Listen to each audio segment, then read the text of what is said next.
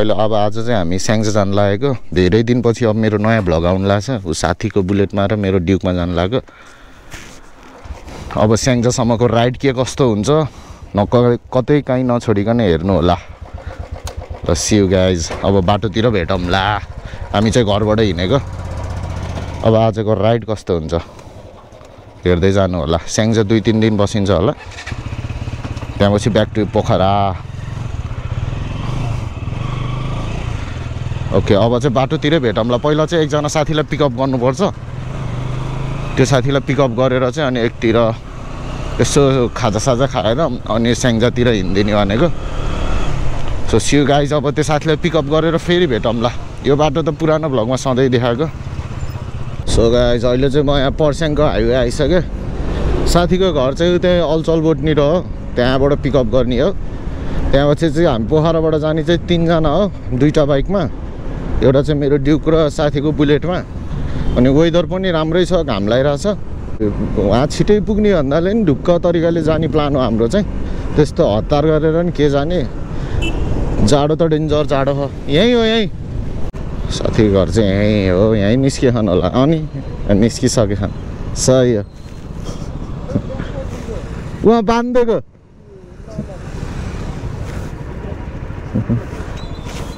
के छ भन्छ चल्दिउँ सो गाइस अहिले चाहिँ हामी यहाँ बिरौटा चोक आइसक्यौँ अब on the way to Syangja weather राम्रो भएर नि सही भयो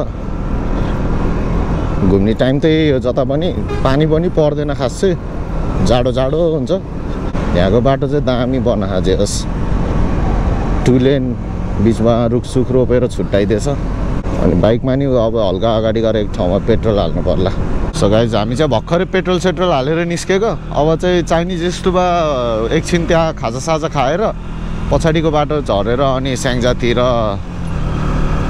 खास जाने बाटो त अगाडिको यो चोकबाट लेफ्टतिर जाने हो हामी चाहिँ राइटको उकालो चढेर जान्छौँ अहिले चाहिँ हामी यहाँ स्टुपाको यहाँ तल आइसक्यौँ तर हामी चाहिँ अझै उता त्यो शिवजीको मूर्ति भएको ठाउँ त्यतातिर जाने हो अनि अहिले पछि फेरि फर्केर यहाँ हो यो तलको बाटोबाट जानुपर्छ अहिले चाहिँ यताबाट जानुपर्छ अब चाहिँ एकछिन माथि गएर भ्यू हेरेर कफी खाँदै यत्तिकै गफ गरेर अनि त्यहाँपछि चाहिँ फर्किने अनि त्यहाँपछि स्याङ्जातिर अनि बिचबिचमा त्यहाँपछि चाहिँ भालु पहाड भन्ने ठाउँमा गएर रोकिन्छ होला त्यस खासै टाइम त लाग्दैन बाइकमा त स्याङ्जा वालिङ पुग्न त अब हेर्दै जाऊँ कस्तो हुन्छ भ्लग हजुरहरूले नि हेर्दै गर्नु होला नछुटाउनु होला के कस्तो लाग्छ कमेन्ट डाउन बिलो हामी बस्ने भनेको ठाउँ चाहिँ आइपुग्न लागिसक्यो तर कहाँ बसेर खाने कफी चाहिँ त्यो थाहा थिएन भ्यू चाहिँ यस्तो कडक छ म एकछिनमा त्यहाँ पुगेपछि सिनेमेटिक गरेर पनि देखाइदिन्छु हजुरहरूलाई भ्यू चाहिँ अति बवाल देखियो अब विन्टरमा पोखरामा कस्तो देखिन्छ त्यो सबैलाई थाहै होला हो ठ्याक्कै यो गाडी भएको थियौँ यहीँ बस्दिनु पर्ला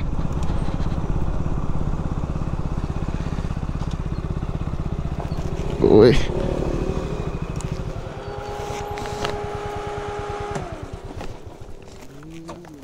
यहाँबाटको भ्यू चाहिँ यस्तो को यो फोरीहरू दामी देखियो अब यहाँ पछि चाहिँ म मोबाइलबाट सिनेमेटिक गरेर हालिदिन्छु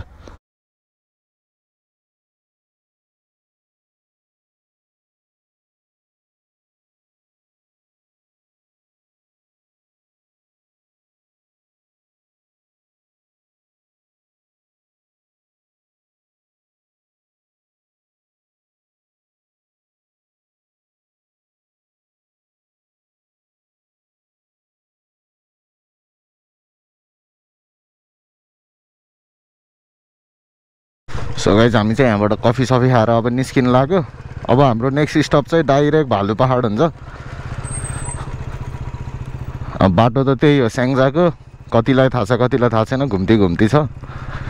सुस्तरी जानुपर्छ हामी जाने चाहिँ वालिङसम्म हो अहिले चाहिँ पोखरामै छौँ सो गाइज अब एकछिन बाटोतिर गएर भेटौँला चाहिँ हामी यहाँ तल आइसक्यौँ ठ्याक्क हामी उता स्तुपा नगइकन आएको भए चाहिँ अर्कै बाटो जोडिन्थ्यो हामी चाहिँ माथिबाट झर्दै आएको स्तुपाबाट अब चाहिँ स्याङ्जाको बाटो अब चाहिँ कतै रोकिन्न बिचबिचमा कतै कतै अब राम्रो ठाउँ देख्यो भने चाहिँ रोकिन्छ नत्र चाहिँ डाइरेक्टै वालिङै जाने सिधै पोखराको भ्यू अब देखिन धेरै बाँकी छैन सो गाइस अहिले चाहिँ हामी यहाँ बाटोमा जाँदैछौँ तर कहाँ पुग्यौँ थाहा छैन बाटोमै छौँ ऊ यहाँ के पुल आयो अगाडि अनि स्याङ्जा जाने बाटो चाहिँ औडा घुम्ती नै घुम्ती छ क्या यसो ब्लाइन्ड टर्न हान्न त फुल रिक्सै हुन्छ यस्तो ठाउँमा चाहिँ त्योहरूमा चाहिँ सुस्त नै गइरहेको त्यति कुदा छैन सिधा बाटो भएको भए चाहिँ कुदाउन नि मजा आउँथ्यो होला अब घुम्तीमा त हल्का रिक्सै हुन्छ बिचमा घुम्ती सुम्तीमा अब उताबाट के आइरहेको हुन्छ देख्दा पनि देखिन्न त्यो भएर चाहिँ हल्का बुझेरै चलाउनु पर्छ अनि बिचबिचमा चाहिँ त्यो घामै नपर्ने ठाउँमा चाहिँ यस्तोमा चाहिँ औडा जाडो हुने रहेछ चिसा हावा हान्ने रहेछ हामी घाम डुब्न अन्त छिटो पुगेन अन्त वाइल्डै जाडो हुन्छ होला वालिङमा नि केटाहरू कुर्दै खाउँ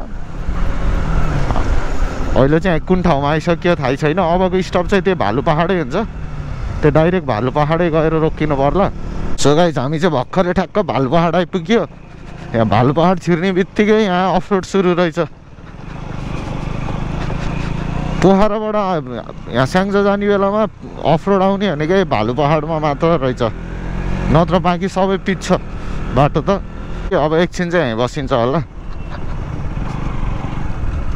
एकछिन ढुक्कै यहीँ बस्थ्यौँ यहाँबाट नि हिमाल त देखिन्छ है कस्तो भयो त यहाँसम्म अफरोड त यहीँ भालु पहाड आइसी मात्र रहेछ क्या मेरो ह्यान्डल कोन गयो जस्तो लाग्यो क्या ह्यान्डल कोन के वहीँ गएर बनाउनु पर्छ अब ठ्याक ठ्याक ठ्याक ठ्याक ठ्याक हानिराख्यो क्या उहाँ भालु पहाड सो गाइस अब चाहिँ डाइरेक्ट राइडमा भेटौँला अब यहाँको फोटो चाहिँ क्यामेरामा आउँछ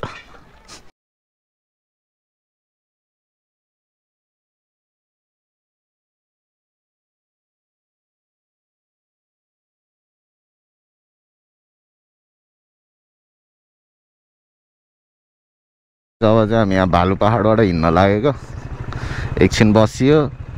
यसो भ्यू हेरियो अब चाहिँ निस्किदिने यहाँबाट अब चाहिँ कहाँ रोकिन्छ अब चाहिँ फिक्स छैन जहाँ राम्रो ठाउँ देख्छ त्यहीँ बस्दिने हो यो कुन ठाउँ आयो एउटा बोर्ड हेरेरै भन्छु म ट्याक्क पसलहरूको बोर्डमा ट्याक्क तलपट्टि लेखेको हुन्छ नि त नाम यो एउटा पसलमा बोर्ड छैन त यहाँ त नाम हेरौँ भनेको नि पुतली बजार त हो नि हो के हो म चिनेन यार कसैले चिन्नु भएको भने कमेन्ट डाउन बिलो बाटो नि बिचबिचमा त औडा खल्टाङ र खुल्टुङ आउने रहेछ अहिले चाहिँ पुतली बजार आइसक्यो अब हामी पुग्न पर्ने चाहिँ वालिङसम्म हो म नि यो स्याङ्जातिर डेन्जर धेरै पछि आएको पहिला त आउँथेँ एक दुईचोटि आएको पहिला त बाटो जहिले आउँदा नि त्यस्तै यो पाटमा चाहिँ घामै नलाएर डेन्जर जाडो रहेछ क्या यतातिर चाहिँ चिसा हान्ने क्या घामै नपरेर हामी चाहिँ अनि जाँदैछौँ साथी चाहिँ अगाडि छौँ म र एकजना साथी चाहिँ यहाँ बाइकमा मेरो बाइकमा बाटोले ल्याङ गराउनु रहेछ यार स्याङ्जाको यार तर चलाउन त मजा आहा यो बाटोमा त मोटा टायर हालेको डट बाइक लिएर आउन सही हुन्छ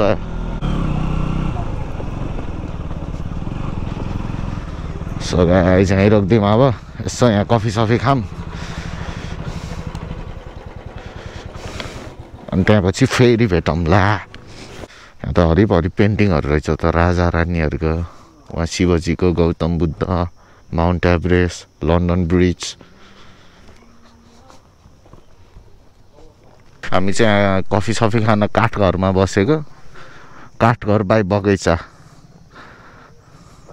अनि हात हल्लाउँदै कस्तो भइरहेको त नि बुलेटको राइड सही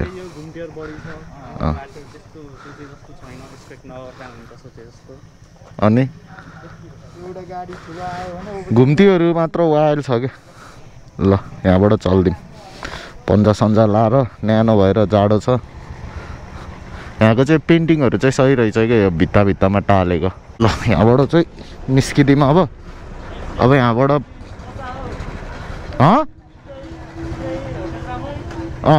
एक ठाउँमा बिचमा रोकौँला यसो अब यहाँबाट वालिङ चाहिँ धेरै छैन 40-50 मिनट हो बाटो फेरि त्यस्तै हो एकछिन अब मजा आएको थियो कफी खाएर बस्दा अब फेरि अहिले चाहिँ कति 4 त्यस्तै कति बजे होला 5 बजेभित्र चाहिँ हामी वालिङ पुगिन्छ ढुक्क यहाँबाट सनसेट चाहिँ मिठो देखे रहेछ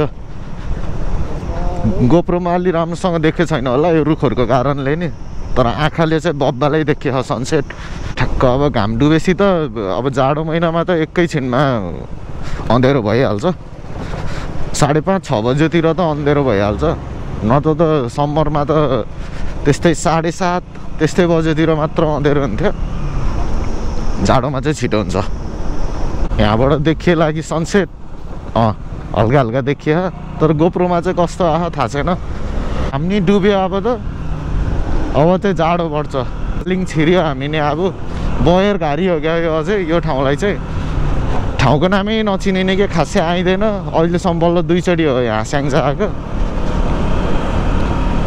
कन्फ्युज भयो नि कि वालिङ हो कि होइन भनेर अनि जस मैले चाहिँ एउटा केही बस्ती ठुलो बस्ती देख्ने बित्तिकै क्यामेरा चाहिँ अन गरिहालेको पोखराबाट आउँदा स्टार्टिङको बाटो भन्दा नि यता वालिङतिर आउँदाखेरि वालिङको नजिकको बाटो चाहिँ राम्रो रहेछ नत्र उताको बाटो त घुम्ती त्यही माथि त्यो बम्पिङहरू डेन्जर धेरै खालको यताको बाटो चाहिँ यस्तो सिधै खालको त्यही माथि बिचबिचमा एउटा दुईटा खाल्टो त आउँछ तर त्यस्तो धेरै खाल्टो अफरोड चाहिँ छैन अब चाहिँ वालिङ आए जस्तो लाग्यो अहिले 5 त बज्यो होला हैन आनन्दले आएको 5 बजेतिर आइपुग्यो पोखरा भन्दा त शान्त छ यताको ठाउँ तर धुलोहरू नि उड्ने रहेछ तर पिस छ ठाउँ चाहिँ वालिङ चाहिँ बाहुनथान भनेको चाहिँ उहाँ सिङ्गल चौतारी छ नि त्यही हो वालिङ ल्यान्डिङ भयो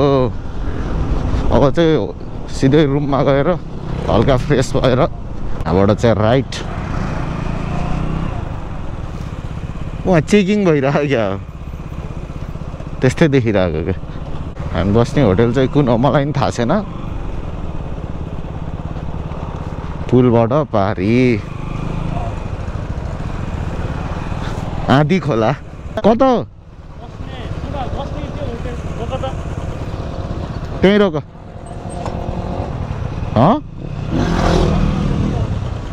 कुन हो त्यो जाम्न त नि यो त किन आएको ए के गर्न जाम्न त एकलट उ त्यहाँ यसो वालिङको भ्यू हेरिदिउँ न वालिङ आइसी हल्का माथितिर चढेर डाइरेक्ट रुम जानुभन्दा यहाँबाट फर्किदिउँ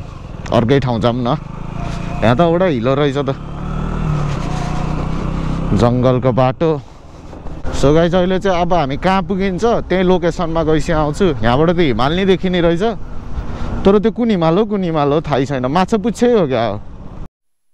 हामी चाहिँ लोकेसनमा आइसक्यो यहाँ मिठो ठाउँ रहेछ अब एकछिन हामी बसौँ अनि रुमतिर जाने कस्तो भयो भन्छ यहाँसम्म विज्ञान कस्तो भयो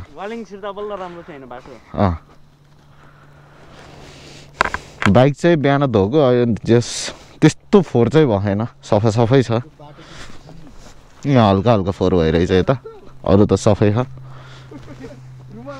अब एकछिन यसो बसौँ भ्यू हेरौँ त्यहाँपछि रुमतिर गइदिनु पर्ला पोखराबाट चाहिँ हामी 3 जना मात्र आएको so guys see you later so guys अब हामी चाहिँ यहाँबाट निस्किनु लाग्यो अब चाहिँ रुमतिर यहाँ नि एकछिन बसियो धेरै त बसिएन अब चाहिँ फर्किने अब चाहिँ तल बजारमै गएर भेट्छु म यो जङ्गलको ओह्रालो बाटो मात्र कति देखाउने अब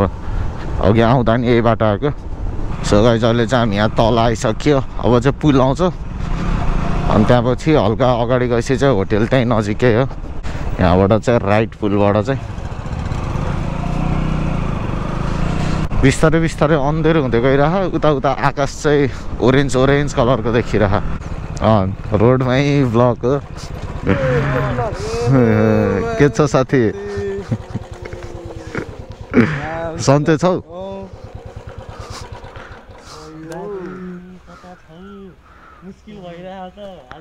हामी बसेको अब होटेल चाहिँ यही हो, अमर होटेल, वालिङ 8 पतञ्जली मार्ग। यहाँको एम्बियन्स चाहिँ यस्तै छ है। यही होटेल चाहिँ हामी बस्ने, हरेक फ्लोरमा अमर अमर हो। सो गाइज आजलाई चाहिँ यति नै, अब भोलि भेटौँला। See you guys in episode 2 of Waling blog.